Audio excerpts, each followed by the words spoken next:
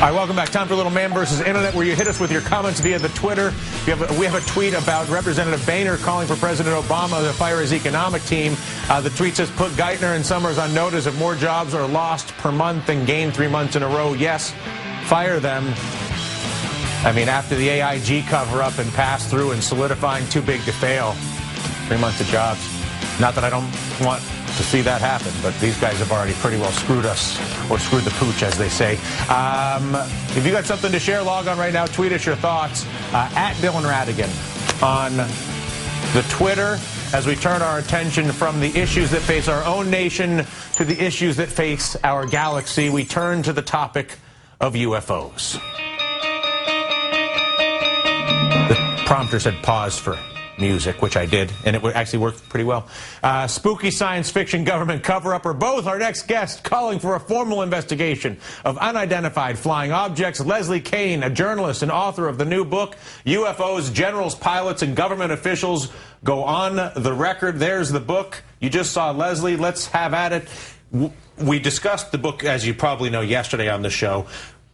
Benefit all of us briefly with the basic premise of your book, the most valid observations you feel like you have for the existence of UFOs. Yeah, I mean, in a nutshell, what the book does is it brings forward people from very high levels around the world, military people, generals, officials who have been head of government agencies that have investigated UFOs, and pilots who have encountered them. So it's kind of a grouping of these very high-level people that are bringing forth data, their own testimonies about what has happened, results of decades of research, government documents, physical evidence, all of them together. So, you know, when you read the cases, and the other important thing is that they have written their own pieces for this book. I'm not just quoting them and telling you what they say. Half the book is actually a compilation of pieces written by these individuals in their own words. The professor who was with us yesterday was basically saying that you can rule out 95% of UFOs. It's the 5% that you can't rule out that you have to deal with. Exactly. That's your premise. Absolutely. I would agree with them 100%. And that the cases that are represented in the book are among that 5%. And what that 5% is it's sightings for which there is enough evidence that we can eliminate all options for explaining it. And cases that have been officially investigated, you know, that they're investigated enough so that we know there's no explanation for them. So let me talk about a couple of we ran some of this through some of this various skeptics, of which you know there's no shortage in general. One of the issues that people have brought up as it pertains to the book is that pilots are not reliable sources, that pilots by definition are skewed towards better safe than sorry when they see something, whether it's dangerous or not, whether it's foreign or not, that their tendency, because it's rational on their part, is to basically observe whatever the aberration is and then split because they're flying an airplane and there's no reason to stick around and find out. But it doesn't mean that what they think they saw is what they saw. Well, I mean, I would disagree with that, and I've spoken to aviation experts, one of them who has written an extensive chapter in the book about aviation safety issues in UFOs, who happens, a lot of people believe that pilots are, in fact, our best trained observers. They're trained to recognize everything in the sky because the safety of their passengers is at stake.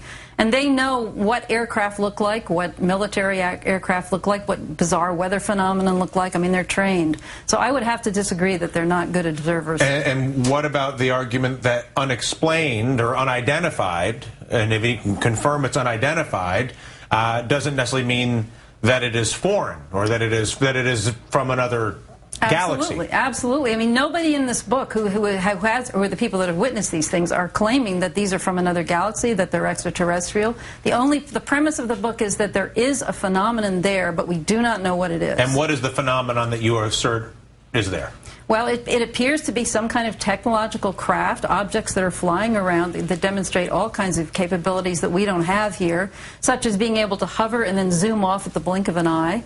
I mean, they're demonstrating physics that we cannot explain according to our own technological capabilities. And this is seen over and over again. These are what these people are documenting. And they do show up on radar. They leave marks on the ground. I mean, there's enough physical evidence of their presence that without a doubt there is something there. That's the point. What it is the question. It has not been explained yet. Well, what is it? Well, what we want to have happen now is for a proper scientific investigation to be done, to find out. I mean, everybody wants to know. You're pretty... A lot of people want to know. Not everybody. Some people might not want to know. What I meant was a lot of people. A lot of people. Fair enough. Because there may be some people, they may not care. Well, that's they might true. just want to get a hot dog. A lot of people don't care. A lot of people do care, especially the ones who have seen them and want answers. I mean, some of these people who see them, it changes your life. How does it change your life? Because you are seeing something so phenomenal that is not supposed to exist, that everybody around you says can't possibly be. You get ridiculed, people don't believe you, but you have seen it with your own eyes. And the governor of Arizona was one of these people, the former governor of Arizona, who has written from my book. He saw this thing in 1997 that hundreds, probably thousands of people saw in his own state, and he didn't even admit it until 10 years later. But it changed his life. You're rough on the skeptics in your book. You say non-believers are dishonest, irrational, fear and ignorance.